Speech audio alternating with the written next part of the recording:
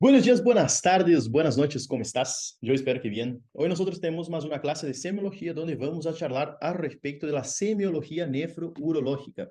Traté de resumir esa clase al máximo, dejar lo más sencillo posible. Nosotros tuvimos que desglosar, dividir esa clase en dos. Una parte va a ser la parte un poquito más pesada, que es la de ahora, que es principalmente la parte de para qué sirve el riñón, toda la parte de hematuria, proteinuria, y después nosotros vamos a tener una clase solamente de maniobras renales. Para empezar nuestra clase de semiología nefrourinaria, tenemos que sí o sí recordar para qué sirve nuestro riñón. Básicamente, el riñón, los riñones es un órgano macizo, par, y que está localizado en las fosas renales, o sea, acá detrás de nuestro abdomen. Tiene dos funciones más que nada. En realidad tiene múltiples funciones, pero las funciones que nosotros vamos a abordar en semiología son, más que nada, al respecto de la parte excretora y la parte de control del medio interno. Una curiosidad nomás es que los riñones en realidad filtran aproximadamente 180 litros de sangre por día, o sea, hay mucha sangre para filtrar y para desechar, para excretar esos metabolitos, esos desechos metabólicos. ¿Dónde está el riñón? Entonces nosotros ya hablamos que está en las fosas renales, pero para ubicar mejor tenemos que saber que los riñones están en la parte posterior del abdomen, o sea, están en el cuadrilátero de Morris. Ese cuadrilátero, entonces, está delimitado básicamente a nivel superior por una línea que pasa a nivel de la 11ª torácica y a nivel inferior por la tercera lumbar. Y las dos líneas verticales, o sea, acá sería la 11ª torácica y acá sería la tercera lumbar aproximadamente. Y después horizontales tenemos una línea paravertebral, porque recuérdense que acá es las vértebras dorsales, lumbares y torácicas. Entonces, es una línea paravertebral, generalmente a 2 centímetros de esa línea y a 9 centímetros es nuestro límite externo. O sea, básicamente arriba T11, abajo L3, adentro 2 a 3 centímetros y afuera 9 a 10 centímetros aproximadamente de esta línea vertebral. Tenemos que saber también que los riñones no son totalmente estáticos. Se mueven también. ¿Se mueven con qué? Con la posición de pie cuando estamos parados y también se mueve con la respiración. Cuando estamos de pie, generalmente desciende 1 a 2 centímetros y también cuando nosotros respiramos, nosotros también movilizamos ese riñón hacia abajo 1 a 2 centímetros. Yo sé que es poco, pero más que nada cuando nosotros vamos a realizar las maniobras renales, una de las maniobras es poner el paciente parado de pie y nosotros vamos ahí y palpamos el riñón desde las fosas ilíacas. Y cuando nosotros hablamos de síntomas urinarios, tenemos que saber un par de preguntitas que vamos sí o sí a hacer a nuestro paciente. Por ejemplo, las preguntitas básicas son estas. ¿Cuántas veces orinas por día? ¿Despertás a la noche para orinar? ¿Duele, arde o pica en el momento de la micción? ¿En qué momento aparece ese síntoma? Si duele, si arde o si pica, al inicio, a la mitad o al fin, o en toda la micción.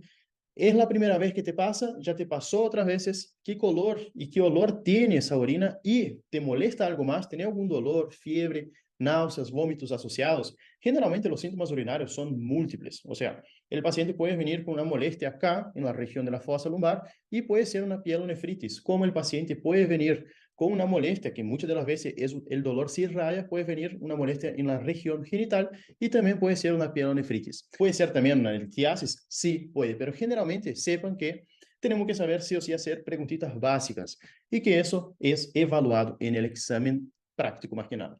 Recuérdense también que siempre debemos asociar si los síntomas son de una afectación urinaria alta o baja. ¿Qué quiero decir con afectación urinaria baja o alta? Básicamente, nosotros vamos a dividir todo lo que es vejiga hacia abajo, es una ITU baja, o sea, generalmente es una afectación urinaria baja. Y la parte de los uréteres y renales son infecciones, o sea, son afectaciones urinarias altas. Entonces, todo por debajo del uréter es bajo, todo por arriba es alto. A modo de simplificar los síntomas urinarios, entonces, esa fue una parte de la anamnesis, vamos a los síntomas urinarios.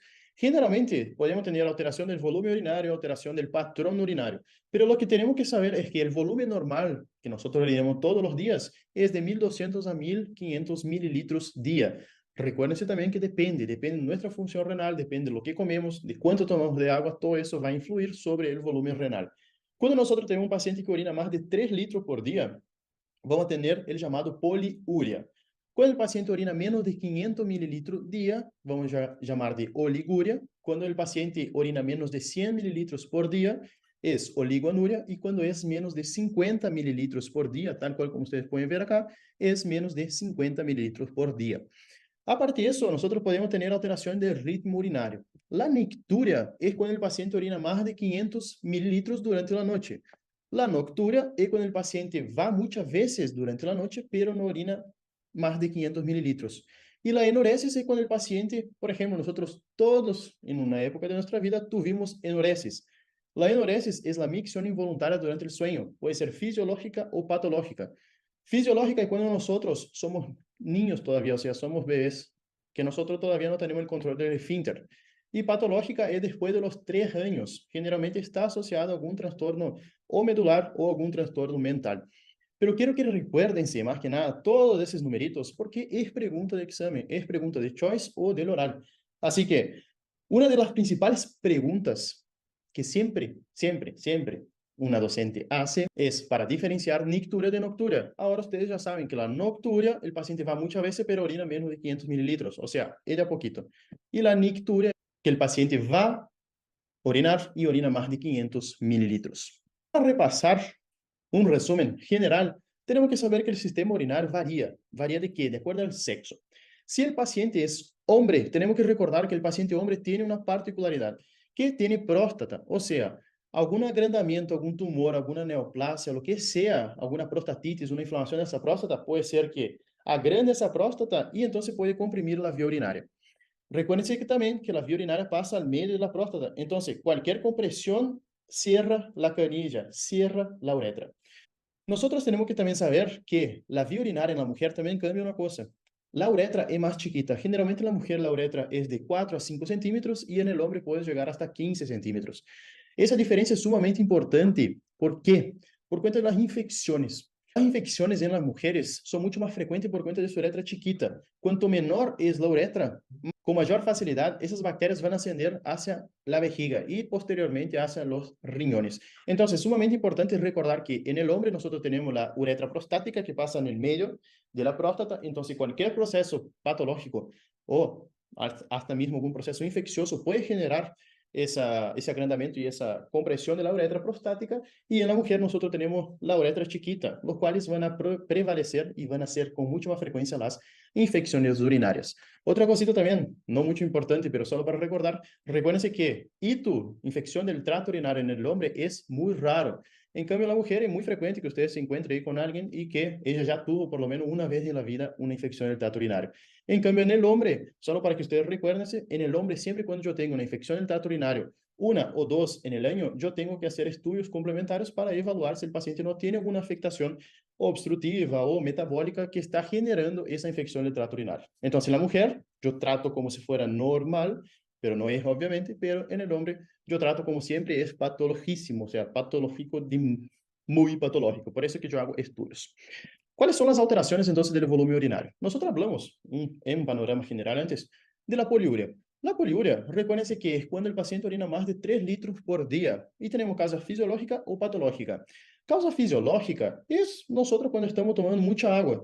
Cuando nosotros ingerimos mucha agua, recuérdense que todo lo que entra tiene que salir por algún lado. O va a salir por la respiración, o va a salir por las heces, o por la orina. Cuando hay mucha ingesta de agua, generalmente eso puede producir una poliuria fisiológica. Después, nosotros tenemos una alteración mental que es la potomanía, en la cual el paciente tiene un deseo de un consumo exagerado de agua, tal cual va a generar, o sea, todo lo que entra tiene que salir. Entonces, el paciente va a tener una poliuria. Recuérdense que cuando nosotros hablamos de deseo de agua es polidipsia y alcohol es dipsomanía. Esas son algunas diferencias que no se pregunta, pero por ahí puede entrar en algún choice.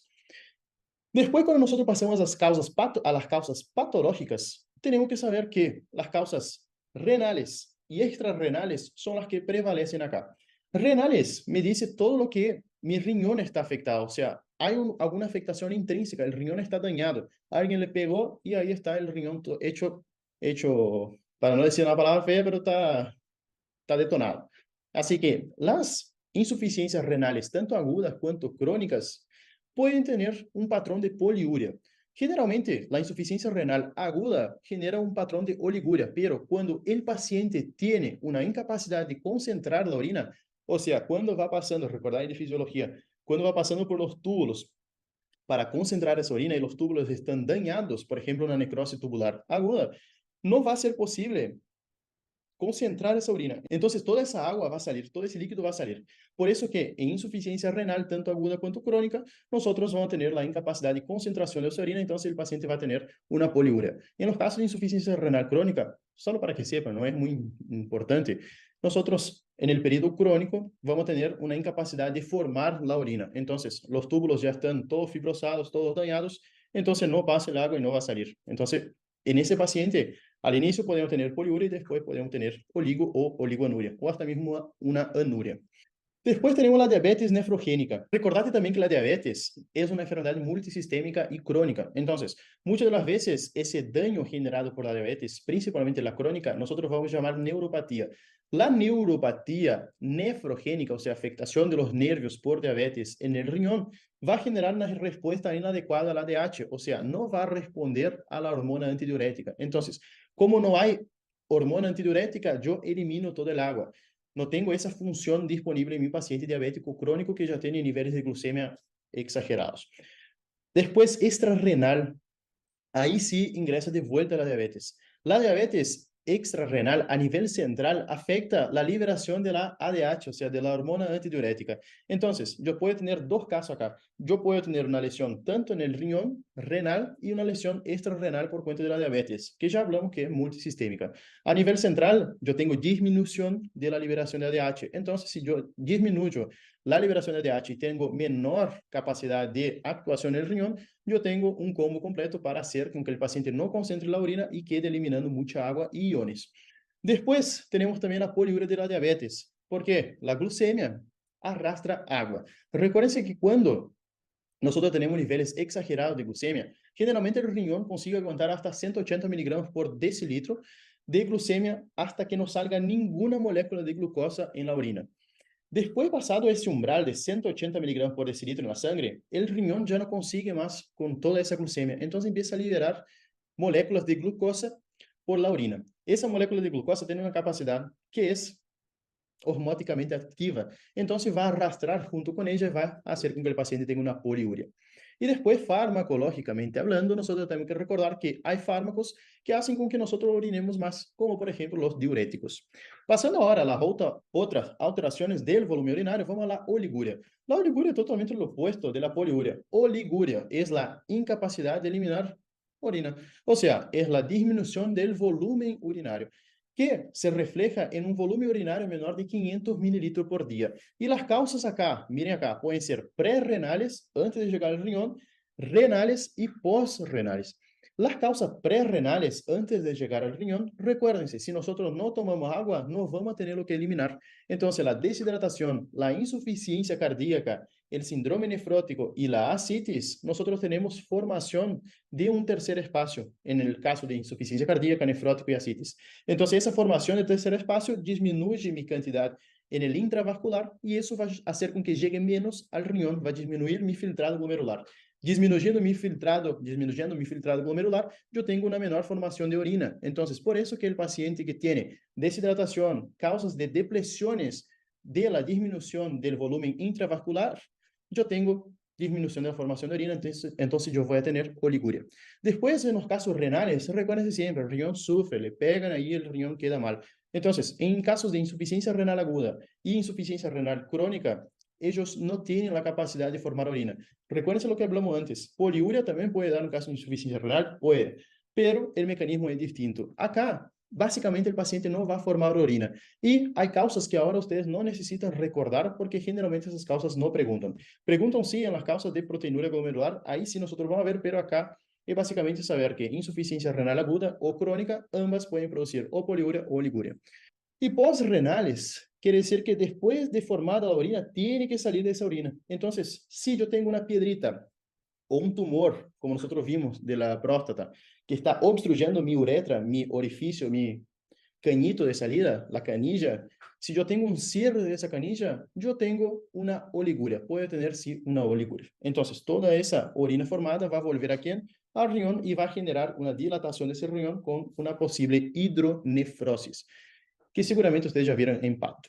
Pero básicamente, recuerden que la oliguria es menos de 500 mililitros día y tenemos causas prerrenales cuando el paciente no tomó agua o cuando el volumen intravascular disminuyó. Renales, riñón dañado, y porrenales, una obstrucción de la vía, de la canilla. La oligoanuria es cuando el paciente orina menos de 100 mililitros. La causa generalmente es postrenal, o sea, generalmente es una litiasis que impactó ahí, una piedrita que impactó en el uréter, si es riñón único, o en ambos uréteres, si el paciente es normal, que tiene los dos riñones, o en la uretra. Después tenemos otra causa que es la insuficiencia renal. Como ya vimos, el paciente no va a formar orina, entonces puede tener oligoanuria. Y la anuria en menos de 50 mililitros día. Acá está mal, acá yo puse 500, pero menos de 50. Y las causas pueden ser renales y porrenales. Renales, insuficiencia renal aguda, por ejemplo, una necrosis cortical bilateral.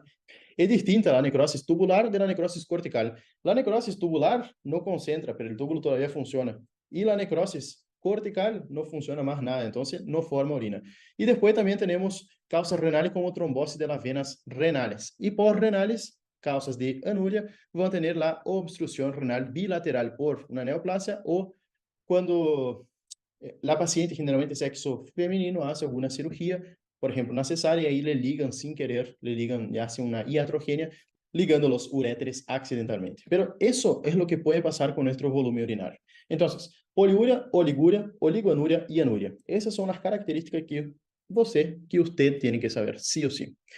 Entonces, recuérdense que alteración en menos del volumen urinario, hay algo en la canilla o hay algo en el riñón prerrenal, que serían los vasos, intravascular, renal, daño renal, y extrarrenal sería, o porrenal sería algo que está cerrando la canilla. Más que nada, la diferencia entre todas esas es básicamente el volumen urinario, 500, 100 y 50. Eso es lo que tienen que acordarse.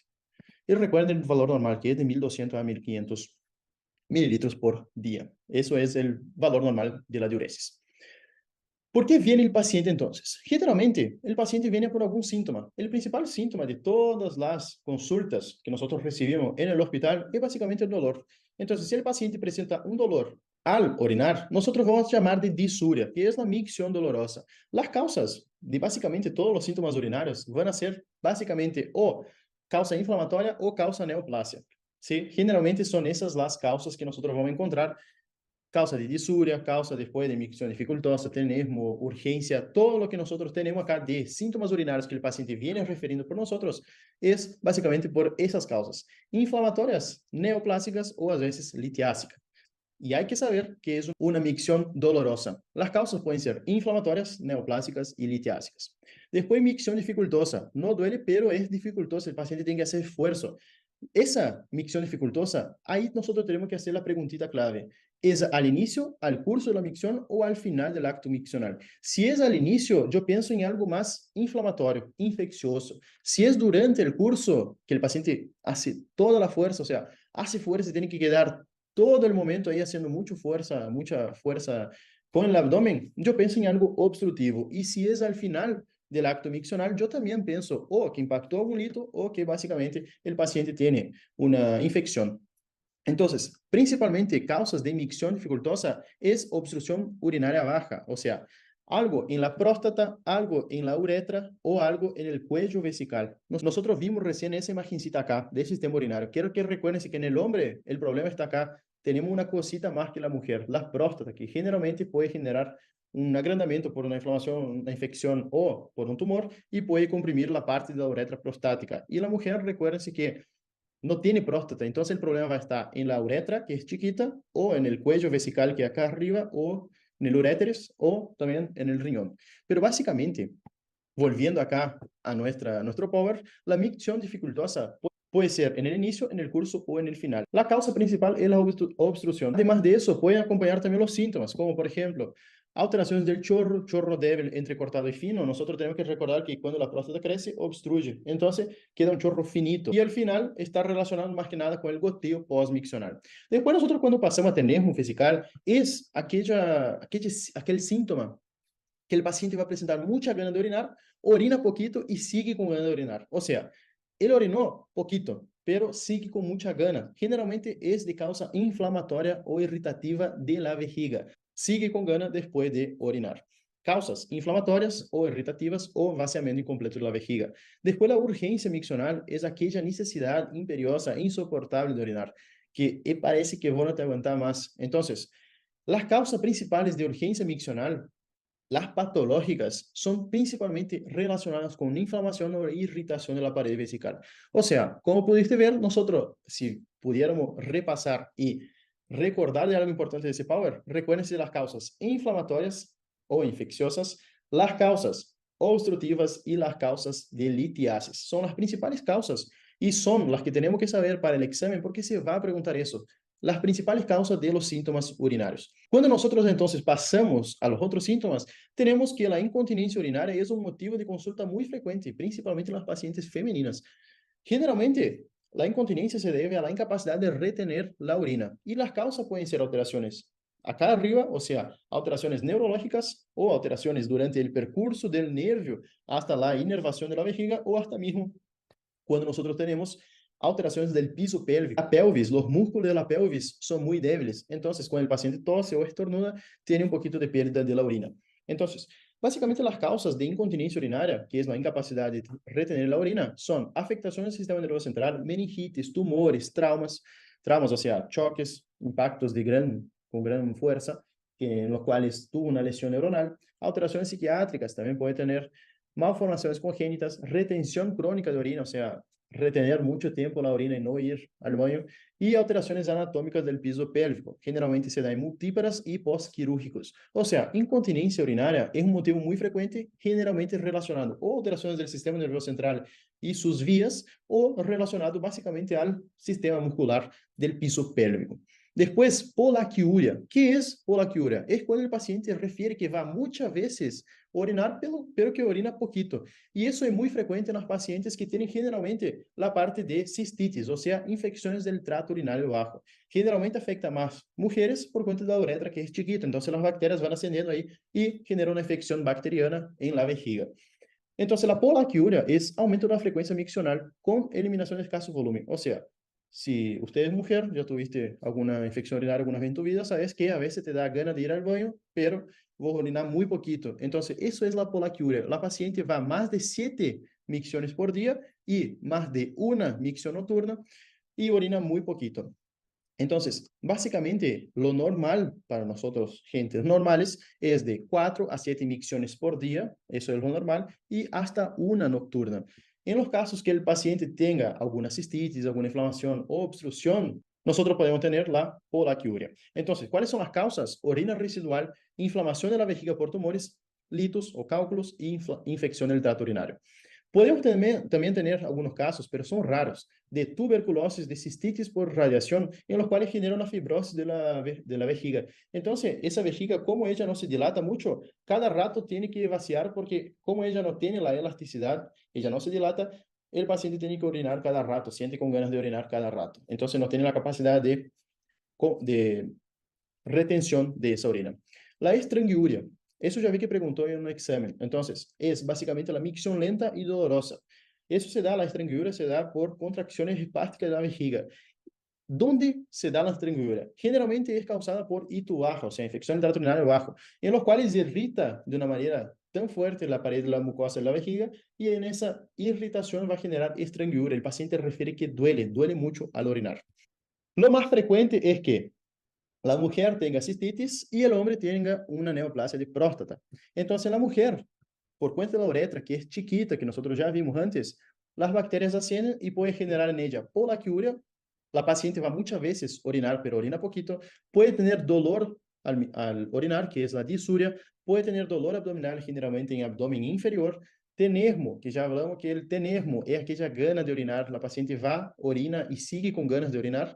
Urgência miccional es aquella gana insoportable que la paciente tiene. Y recordate que la cistitis es la inflamación de la vejiga, o sea, es una infección del tracto urinario bajo. Es lo más frecuente que generalmente nosotros vemos ahí en la guardia. Aparte de eso, cuando es hombre, ¿qué patología es más frecuente en el hombre? Recuérdense de la próstata. El hombre tiene la próstata. La parte de la próstata, cuando tiene algún tumor, algo, generalmente va a generar síntomas compresivos, en los cuales es más frecuente en los mayores de 50 años. Y al inicio, cuando él presenta solo una obstrucción parcial, el paciente va a referir que aumenta el esfuerzo urinario, tiene que hacer más fuerza para salir la orina. Aparte de eso, puede presentar chorro débil, tardío y entrecortado, y el paciente va a evolucionar con síntomas de retención, como el globo vesical. El globo vesical es cuando el paciente no orina casi nada, la vejiga está extremadamente distendida, y ahí nosotros, por palpación y percusión del hipogastrio, el paciente al palpar refiere un dolor tremendo, nosotros palpamos una pelota ahí, que eso es la vejiga llena de orina. Nosotros vamos a tener que poner una sondita para vaciar esa orina. Pero básicamente, lo que hay que saber de todo esto es que inicialmente el paciente, en la mujer, el prototipo es una cistitis, y en el hombre ya va a tener alguna alteración del chorro. Entonces, lo que hay que acordarse es que si el caso clínico en el examen te da una mujer o un hombre, recuérdense que la mujer está preguntando probablemente por una infección del tracto urinario, o sea, una cistitis. Y ahí tiene que recordar que va a tener polaquiuria, disuria, tenesmo y dolor abdominal y urgencia miccional. Y después en el hombre, recuérdense de alteración del chorro. Si el caso clínico te da una alteración, un hombre, más de 50 años, lo que sea, recordate que el paciente puede estar teniendo alguna alteración prostática.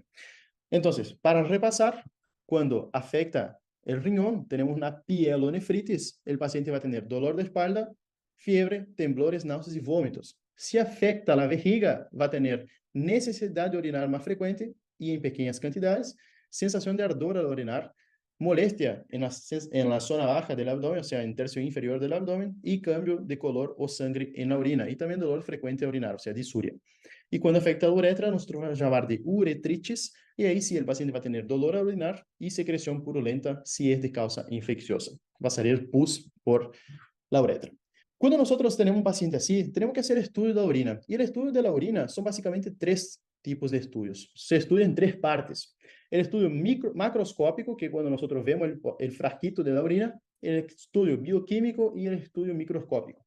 Macroscópico es nosotros mirar la orina, ver si hay alguna alteración en el color y también sacudir, o sea, mover la orina y ver si forma espuma. Si la espuma es blanquecina y fugaz, es una espuma normal. Pero si forma mucha espuma y la espuma queda concentrada, o sea, no desaparece, nosotros probablemente estamos delante de una proteinuria. Pero lo que más que tenemos que mirar y recordar también, eso a veces preguntan en el examen. Entonces, miren macroscópicamente el aspecto, color, olor y espuma. Es lo que tenemos que recordar. Cuando nosotros pasamos al estudio bioquímico, ahí sí vamos a tener que evaluar la densidad, la glucosa, el pH, la cantidad de proteínas en esa orina, si hay presencia de nitritos, si hay eritrocitos, o sea, glóbulos rojos en esa muestra de orina, si hay leucócitos, cuerpos cetónicos y la osmolaridad. Pero básicamente recuérdense que macroscópico es mirar, sentir, mover y mirar el color.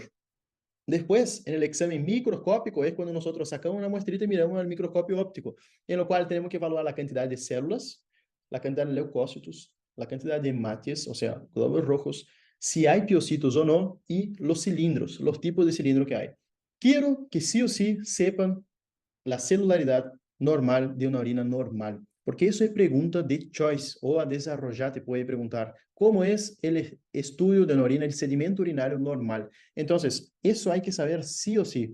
Las células, el valor normal es menos de 10 por campo. Si hay menos de 5 leucócitos, está normal. Menos de 3 hematies, glóbulos rojos por campo, ningún piocito, y cilindros puede tener uno o menos. Entonces, células menos de 10, leucócitos menos de 5, hematies menos de 3, piocitos ninguno, y cilindros puede tener hasta 1. Lo importante acá es que sepan, si yo tengo mucha célula, puede ser que el paciente tomó mala muestra. Recuérdense que la muestra de orina tiene que descartar el primer chorro y tiene que ser el chorro medio, o sea, el primer chorro sale todas las células, y después el chorro medio nosotros aprovechamos para tomar la muestra. Leucócitos puede tener hasta 5. Si tiene más de 5 y encima de la orina está turbia o hay alguna alteración, nosotros sospechamos de una infección del tracto urinario. Las hematies tienen que tener menor de 3. Si tiene más de 3, me está hablando que hay alguna afectación en la vía urinaria que está generando salida de hematies, que puede ser a nivel renal o a nivel periférico, serían los uréteres, vejiga y la uretra. Después, piocitos no puede tener ninguno. Si hay un piocito acompañado de 10, 15 células y leucócitos en la orina, nosotros tenemos diagnóstico de infección del tracto urinario. Y cilindros puede tener 1 o 0 por campo. ¿Cuáles son los cilindros que más nosotros vamos a ver? El cilindro hialino es el más frecuente, por lo cual es un hallazgo normal. Están formados generalmente por proteínas de Tan-Horsfall. El cilindro hialino puede aparecer después del ejercicio intenso, la fiebre, deshidratación e insuficiencia cardíaca. Recuérdense que cuando nosotros tenemos formación de cilindros, quiere decir que tenemos una liberación exagerada de esa sustancia, y entonces tenemos la formación de ese cilindro, se aglomera y forma un cilindro. El cilindro eritrocitario es cuando sale sangre. Entonces, puede ser por una alteración de la coagulación, puede ser por una infección del tracto urinario, una pielonefritis, por ejemplo, puede ser, puede dar cilindro urinario, puede dar, pero recuérdense que no es normal. Si aparece un cilindro eritrocitario, sea de glóbulo rojo, un granuloso, un serio, un grueso, o con células epiteliales o con leucócitos, recuérdense que siempre es patológico y tenemos que buscar para saber la causa. Tenemos que saber la causa para después tratar la misma. Entonces, quiero que recuerden que sí o sí, y eso es pregunta de examen, ¿cuál es la celularidad cuando nosotros pedimos un sedimento de orina? ¿Cuál es la celularidad normal? Los cilindros a veces entran sí o sí en el escrito, entonces recuérdense también cuándo es un cilindro hialino, cuándo es eritrocitario, granuloso, cuáles son las causas y eso nomás. Aparte de eso, nosotros tenemos que ver también el color de la orina. El color, la orina normal es amarillo ámbar. Cuando nosotros tenemos una orina roja, podemos pensar que o el paciente comió algo como remolacha, alguna cosa que dio pigmentación a la orina, o colorante de algún alimento. Y si es patológico, nosotros tenemos que pensar en una hematuria, hemoglobinuria, porfirinas, fármacos como rifampicina o fenolftaleína también dejan la orina roja. Yo hago hincapié y puse tantas tabletas así porque eso es pregunta de choice y del escrito. ¿Cuáles son las causas de orina color rojo? O ya vi también cuando yo rendí, ¿cuáles son las causas de orina color naranja o azul? Eso sumamente es importante porque siempre se pregunta en los choice y en los escritos.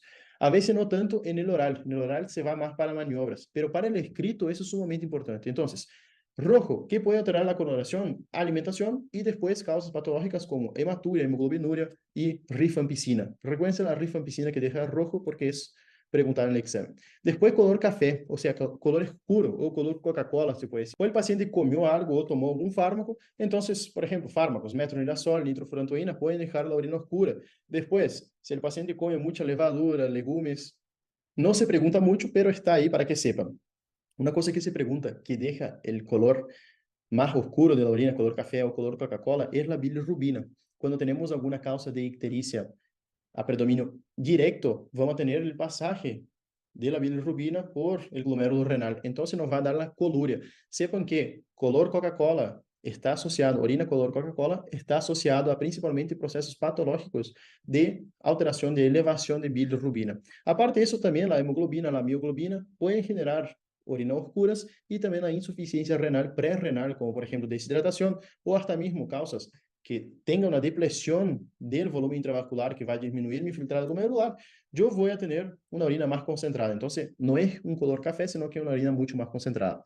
Azul, naranja y blanquecino son preguntas de examen, así como el rojo. Azul, principalmente vitaminas del complejo B, timol, hay que saber. Después, el azul de metileno, que es un fármaco, infección por el tracto urinario por pseudomonas, eso es siempre pregunta de examen.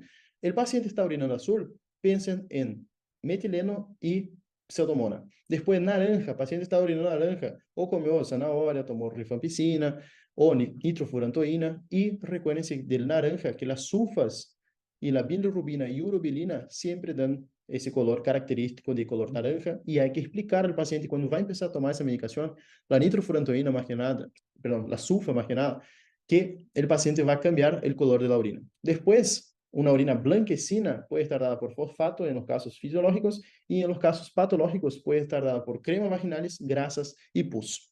Solo para que miren, rojo, fármacos o remolacha, naranja, medicación o zanahoria, verde, medicaciones, marrón, aloe vera y después turbia, generalmente infecciones y si tiene mucha espuma es proteinuria. Entonces, espuma normal es blanca y fugaz.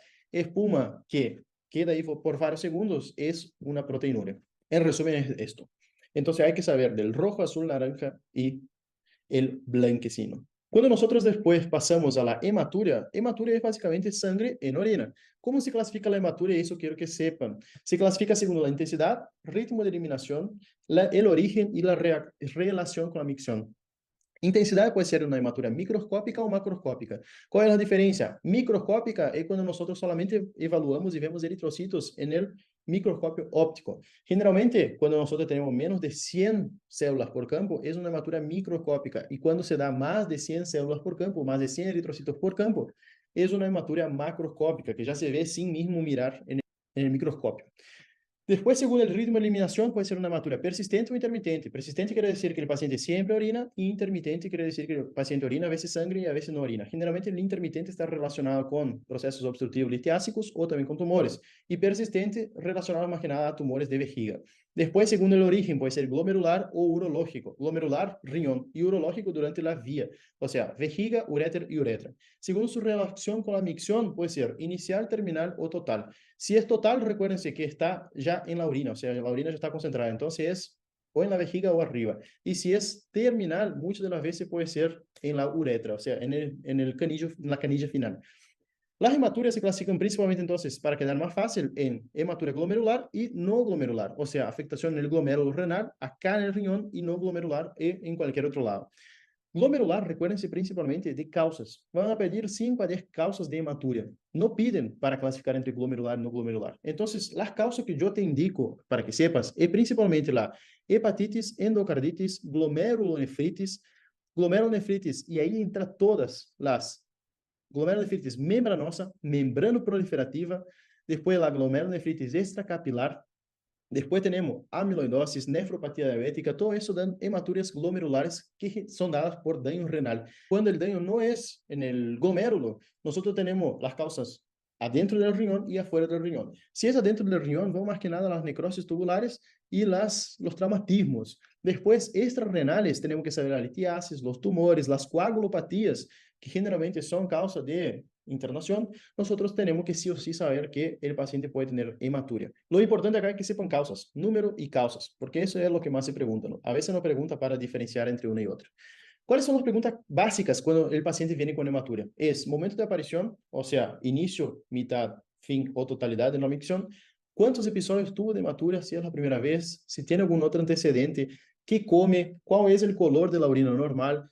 ¿Hay algún signo o síntoma asociado? O sea, tiene dolor, tiene fiebre, tiene náuseas y vómitos asociados. ¿Algún familiar tiene alguna patología? Y ahí nosotros entramos dentro de los antecedentes familiares. Entonces, es sumamente importante hacer una buena anamnesis de ese paciente porque sí o sí, lo más importante acá es diagnosticar a dónde está saliendo la sangre por la orina. Porque recuerden, la orina es estéril y no puede tener sangre y ni otra sustancia rara. Entonces, momento de aparición, episodio, signos y síntomas acompañantes y color de la orina, fármaco, si toma algún fármaco, recuérdense de mirar y de leer si el paciente está teniendo, por ejemplo, una hematuria por fármacos. Dejé de vuelta otra tablita para que quede más sencillo, para que repasemos algunas causas de hematuria. Entonces, todas las glomerulonefritis membranosa, post-streptocócica, por IgA, membrana proliferativa, todo eso cuenta como causas de hematuria. Entonces, tumor renal, tumor de la próstata, tumores prostáticos, tumor de la vesícula, o sea, tumor renal, tumor de los uréteres, tumor de la próstata, tumor de la uretra, cualquier tumor que te venga en la cabeza, que sea de la vía renal y urinaria, puede generar hematuria. Después, nosotros tenemos que recordar de las causas un poquito más densas, que son las partes de traumatismos, golpe fuerte en el riñón puede generar hematuria, ejercicio intenso, puede también ser infecciones, pielonefritis, cistitis, todo eso puede generar hematuria. Y después los fármacos. Los fármacos son muchos, ¿sí? Acá dejo para que ustedes puedan agarrar una miradita, porque siempre se pregunta causas de hematuria, siempre se pregunta en el examen causas, entonces sepan mínimo 5 o 10 causas. Aparte de eso, tenemos que evaluar el abdomen del paciente. El abdomen muchas de las veces va a estar asociado con alguna presencia de masa, agrandamiento renal, y palpación y percusión de vejiga es sumamente importante. ¿Por qué es importante? Porque si nosotros, por ejemplo, tenemos una vejiga, un globo vesical, vejiga que está así, nosotros tenemos que recordar que la vía urinaria baja, la final, la puntita de la canilla está cerrada. Entonces, lo que nosotros vamos a tener es pasar una sonda o hacer una talla vesical, que eso ustedes van a ver más en quinto o en sexto. Pero recuérdense que si yo tengo una masa dolorosa y el paciente no orina, o sea, tener oligoanuria, probablemente estamos delante de un caso de un globo vesical y yo tengo que, sí o sí, vaciar esa vejiga. Entonces, recuérdense que en el hombre tenemos la próstata y en la próstata tenemos que hacer el tacto rectal. Siguiendo con hematuria y para finalizar, la hematuria, finalizar la parte de hematuria, obviamente. La hematuria, nosotros cuando tenemos hematuria tenemos que visualizar en el microscopio electrónico el tipo de eritrocito que estamos viendo. Si, por ejemplo, tenemos un eritrocito con forma de lágrima, es un sufrimiento medular, o sea, el riñón está sufriendo. Entonces, vamos a llamar esa forma de lágrima de dacriocito. Entonces, en los casos de mielofibrosis y talasemia, va a aparecer el dacriocito. Yo voy a poner eso y puse estrellita acá, porque sí o sí ya fue pregunta de examen y va seguramente preguntar de vuelta. Después nosotros pasamos a los estomatocitos, que tienen forma de boca de pez. Los esferocitos, ese sí, se da principalmente en esferocitosis hereditaria y anemias autoinmunes hemolíticas, son pequeños y arredondados. Las células indianas también tienen una zona central y periférica más oscura y zona intermedia más clara. Esas son las células indianas o codocitos, se da también en las talasemias. Después los drepanocitos, ese ya fue pregunta de examen, por eso puse estrellita. Los eritrocitos en forma de os. Acá tenemos los drepanocitos. Se da en las anemias falciformes. Y los esquistocitos son fragmentos del glóbulo rojo, o sea, pasó por el glóbulo renal y se rompió ahí. Se da generalmente en las anemias microangiopáticas, o sea, las anemias que tienen alteraciones periféricas en la microvasculatura rompen el eritrocito, entonces va a aparecer solamente fragmentos va solamente a aparecer lo que sobró de esos eritrocitos. Entonces, recuérdense que los principales a saber acá es el dacriocito, estomatocito, esferocito, células indianas, drepanocitos y esquitocitos. Son los más frecuentes que se pregunta en el examen. Después, cuando nosotros salimos de hematuria, nosotros podemos ir a proteinuria. Esa parte es un poquito pesada. La proteinuria es la cantidad de proteína en la orina. La cantidad de proteína en 24 horas es de 150 miligramos. Lo que pasa es que a veces podemos tener una proteinuria aumentada. En ese caso, tenemos que saber que la proteinuria fisiológica está compuesta por básicamente tres componentes: la albúmina, las globulinas y la mucoproteína de Tan-Horsfall o la uromodulina. La albúmina es frecuente una excreción menor de 30 miligramos en 24 horas. La globulina, que también es una proteína, es frecuente una eliminación menor de 30 en 24 horas. Y la mucoproteína de Tan-Horsfall es hasta 50 en 24 horas. Quiero que sepan eso, quiero que sepan valores, porque es pregunta de examen los valores. Aparte de eso, recuerden que la Tan-Horsfall es pregunta sí o sí de choice, de descriptivo, y siempre pregunta, ¿qué quiere decir proteinuria? A predomínio de proteína de Tan-Horsfall. Significa que hay alguna alteración en el túbulo contorneado distal. Entonces, cuando nosotros tenemos daño en el riñón, tenemos daño acá en el filtro. Y ese daño en el filtro hace con que los espacios aumenten. Y al aumentar el espacio, pasan proteínas de mayor tamaño. Ya van a ver el índice de selectividad ahora, pero cuando tenemos daño, aumenta ese espacio en el filtro glomerular y entonces pasan proteínas, pasan células, lo que fuera pasa. Entonces, riñón sano, nosotros vamos a tener la orina básicamente só a albúmina. E depois riñón dañado, passa albúmina, passa sangue, passa todo. Se é positivo, então, se proteinúria se dá maior de 150 miligramos em 24 horas, perdão, acá é menos de 150, ¿sí? Se dá maior de 150 miligramos em 24 horas, é proteinúria positiva. E nós temos que buscar a causa. Quando nós vamos classificar nossa proteinúria, temos que classificar de duas formas, a quantitativa e a qualitativa. Quantitativa é o que nós estávamos falando antes, é cuánto que el paciente orinó en 24 horas. Entonces, la cantidad de recolección de orina en 24 horas. Y la cualitativa es básicamente el tipo de proteinuria que fue. Si fue una proteinuria glomerular, tubular, glomérulo-tubular, que es la mixta, o por sobrecarga. Cuando es glomerular, está afectado el glomérulo. O sea, el glomérulo, el filtro del glomérulo está roto. Entonces pasa proteína. Si es tubular, el túbulo está roto. Por ejemplo, una necrosis tubular aguda. Entonces, como nosotros vamos a clasificar de manera cuantitativa, cantidad es leve de 0,3 a 1 gramos en 24 horas, moderado de 1 gramo a 3,5 en 24 horas y grave es cuando el paciente tiene más de 3,5 gramos en 24 horas. Y las causas son diversas, pueden tener causas glomerulares, tubulares, glomerulotubulares o por sobrecarga. Pero recuérdense que la proteinuria glomerular es cuando yo tengo una excreción de albúmina más de 50% del total de las proteínas eliminadas. O sea, agarro una orina, el paciente tiene 1 gramo de proteína total, pero la albúmina es 700 miligramos, yo tengo más de 50% del total. Entonces, yo tengo que hacer el índice de selectividad, que va a definir cuál es mi permeabilidad glomerular. Sí, por ejemplo, y esa es pregunta de examen, ¿sí? Pido que por favor presten atención acá. Yo sé que es un poquito pesada esa parte, pero es básicamente memorización. No tengo mucho que hacer. Estoy tratando de hacerlo más fácil. Pero básicamente, recuérdense eso porque es pregunta de examen, el índice de selectividad. Si yo tengo un paciente que tiene proteinuria selectiva, o sea, mi glomérulo no está todo roto, mi filtro glomerular no está roto, o sea, está un poquito, está roto sí, pero no tanto. Entonces yo tengo proteína selectiva, van a pasar proteínas de bajo peso molecular, o sea, las más chiquitas van a pasar acá. Entonces, las proteínas que son menores de 90.000 Daltons, y eso es pregunta de Choice, de desarrollar de lo que sea, proteína selectiva, ¿cuál es el valor en Daltons del tamaño de la proteína? Es menor de 90.000 Daltons. Generalmente se acompañan de, y esa pregunta de choice, de examen, de lo que sea, es alfa-1 glucoproteína y siderofilina, y es más frecuente en la lesión de cambios mínimos, o sea, glomerulonefritis de cambios mínimos. La proteinúria medianamente selectiva es aquella que el daño renal está un poquito más que la selectiva, dañó un poquito más y entonces pasa más proteína y pasa de diversos tipos. Es frecuente en la glomerulopatía membranosa y la no selectiva es que está roto. Básicamente la puerta está rota, ingresa cualquiera, es como si fuera Santino, por él. Ingresa cualquiera y bueno. Entonces, pasa proteína de bajo y de alto peso molecular, o sea, hasta mayores de 160.000 Daltons. Eso fue pregunta de Choice. Me recuerdo que en un Choice ingresó proteinúria selectiva, ¿cuántos Daltons? Proteinúria no selectiva, ¿cuántos Daltons era la proteína, el peso molecular? Entonces, recuérdense de eso.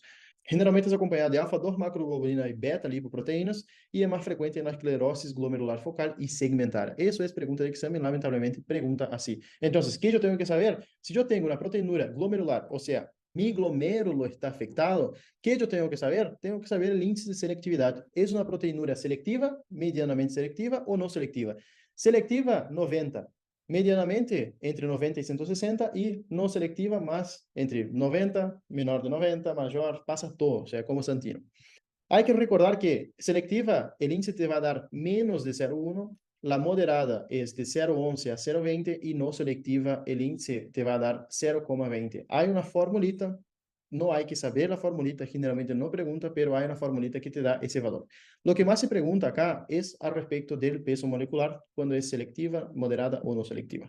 Y recuérdense del espacio glomerular. Cuando nosotros tenemos selectiva, pasa lo más chiquito, entonces yo tengo un daño leve. Por eso que se da en la lesión de cambios mínimos, glomerulonefritis de cambios mínimos. Cuando yo tengo un poquito más roto el filtro, el glomérulo, ahí sí van a pasar un poquito más de proteínas. Y cuando yo tengo una proteína no selectiva, está todo roto, pasa todo por acá, como si fuera la puerta de Santino. Después, cuando afecta el túbulo, ahí sí nosotros vamos a tener una afectación, perdón, una afectación en el túbulo. En el túbulo, aquella porcioncita que está encargada de concentrar la orina. E aí vai involucrar principalmente na incapacidade de reabsorver a proteína do túbulo contorneado proximal.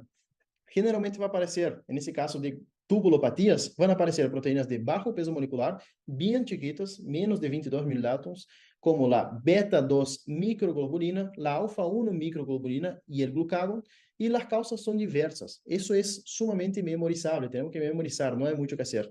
Síndrome de Fanconi, enfermedade de Wilson, sarcoidosis, intoxicações por metais pesados como plomo, mercúrio, tuberculosis, pielonefritis e necrose tubular aguda, ou seja, necrose tubular aguda, proteinúria tubular.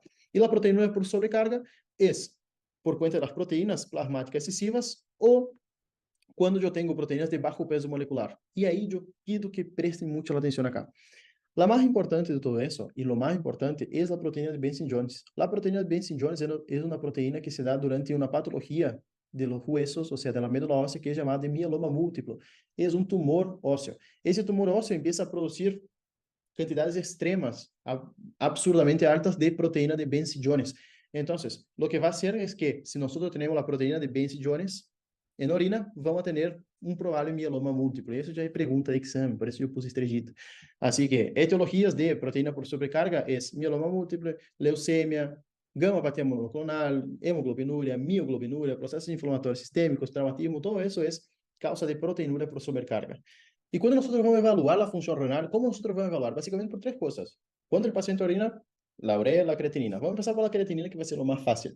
La creatinina o creatinemia es la creatinina sérica, creatinina en sangre. Sirve para medir básicamente el filtrado glomerular. El valor normal, entonces, de la creatina en el hombre es de 0,8 a 1,3 y en la mujer de 0,6 a 1. La diferencia es básicamente por la cantidad de músculo. Cuanto mayor la cantidad de músculo, mayor va a ser el valor normal de la creatinina. Por eso que aumenta la creatinina cuando el filtrado glomerular se reduce más de 50% en el caso de daño renal. Fármacos que son principalmente eliminados por el riñón y tienen daño y generan daño renal, como por ejemplo la trimetoprina, cefalosporinas, las cetoacidosis, la rhabdomiólisis, y disminuye la creatinina, por ejemplo, en en los ancianos por atrofia. Recordate que la creatinina está relacionada sí o sí con la cantidad de músculo. O sea, en ancianos va a disminuir la creatinina y cuando, por ejemplo, el paciente tiene mucho músculo, va a ser mayor la cantidad de creatinina. Recuérdense que aumenta en daño renal por fármacos, cetoacidosis y rabdomiólisis. ¿Qué es la rabdomiólisis? Es la destrucción de músculo. Generalmente la rabdomiólisis nosotros vamos a ver cuando el paciente tiene un choque eléctrico, pone el dedo en el enchufe o no sé, queda por mucho tiempo, tiene una quemadura por un choque eléctrico, entonces tiene una lesión muscular. Con la creatinina, nosotros podemos calcular la depuración o el clearance de creatinina. Eso es lo que nosotros más utilizamos en la práctica clínica. El clearance de creatinina hay tres formas, pero tenemos que saber dos. Nosotros podemos calcular medindo, recolectando la orina en 24 horas y medindo toda esa orina de 24 horas, el clearance de creatinina, o podemos hacer una cosita que es lo más utilizado, que es la estimación del clearance de creatinina por la fórmula de Cockcroft-Gault. Esa fórmula es sumamente importante, hay que saber porque se pregunta en el examen. ¿Cómo es la fórmula? La fórmula de Cockcroft-Gault es básicamente así: 140 menos la edad multiplicada por el peso corporal en kilos, dividido por la creatinemia por 72 si es hombre, o creatinemia por 85 si es mujer. Eso nos va a dar el índice, el clearance de creatinina, y nos va a indicar si el clearance está normal o disminuido o elevado. Niveles disminuidos, como por ejemplo menor de 20, menor de 15, ya nos indica una insuficiencia renal. Entonces, los más utilizados son estos dos, que es la fórmula de Cockcroft-Gault, y esa fórmula se pregunta sí o sí: 140 menos edad multiplicado por peso, dividido por creatinemia, o sea, la creatinina en la sangre, por 72 si es hombre o 85 si es mujer. Y después hay la otra forma que es más difícil de hacer, pero no sé si todavía se hace en la práctica clínica. Solo usamos esa fórmula de clearance de creatinina, no usamos la otra, porque es más difícil, hay que recolectar 100% de la orina en 24 horas, entonces es difícil la cosa. Y por eso que se prefiere también la fórmula de Cockcroft-Gault, que es mucho más sencilla y fácil de hacer. Cuando nosotros evaluamos el clearance de creatinina, recuérdense que en las fases iniciales de una insuficiencia renal, el clearance disminuye mucho con poca relación con la creatinina, la creatinemia. En las fases finales, el clearance ya no disminuye tanto y aumenta mucho la creatinina. O sea, al inicio, clearance muy disminuido con creatinemia normal o levemente aumentado, y en fases finales de insuficiencia renal, el clearance no decae mucho, pero la creatinemia sube mucho. ¿Cuáles son los valores normales del clearance? Es de 120 mililitros en el hombre y 95 mililitros en las mujeres. Los dos, en el hombre más menos 25 y en la mujer más menos 20 mililitros por minuto. Sepan la forma de Cockcroft-Gault, que es y que sirve para los pacientes adultos entre 15 y 65 años, y eso se pregunta en el examen. Aparte de eso, para finalizar nuestra clase, podemos utilizar también la urea. La urea no es tan confiable y eso se pregunta en el examen cuanto a la creatinina. Depende también de la ingesta proteica del paciente, estado metabólico y estado de hidratación. Así que el valor normal de ella es de 16 a 45 miligramos por decilitro. Aumenta en las insuficiencias renales, aumenta cuando degrada proteínas, por ejemplo, rabdomiólisis, cuando el paciente tiene un sangrado del tubo digestivo. Mira qué interesante. Si el paciente sangra en el tubo digestivo y la urea aumenta, me ayuda a diagnosticar una hemorragia digestiva, justamente porque si sangra en el tubo digestivo es reabsorbido, aumenta la cantidad de purinas y proteínas en la sangre, entonces aumenta la urea. Aumentando la urea, yo tengo una sospecha más fuerte que mi paciente sigue sangrando por el tubo digestivo. Así que causas de aumento es insuficiencia renal, aumento de la degradación de proteínas como fiebre, corticoides, reabsorción de hematomas y hemorragias, y disminuye la urea en la insuficiencia hepática y cuando el paciente no ingiere, más que nada, casi nada de proteínas. Bueno, gente, muchísimas gracias por tu atención. Espero que, yo sé que la clase queda un poquito larga, pero es mucha cosa, hay que hablar porque siempre se pregunta bastante cosas de acá. Así que traté de resumir y dejar lo más sencillo posible. Espero que te haya gustado. Nos vemos en la próxima clase. Muchas bendiciones.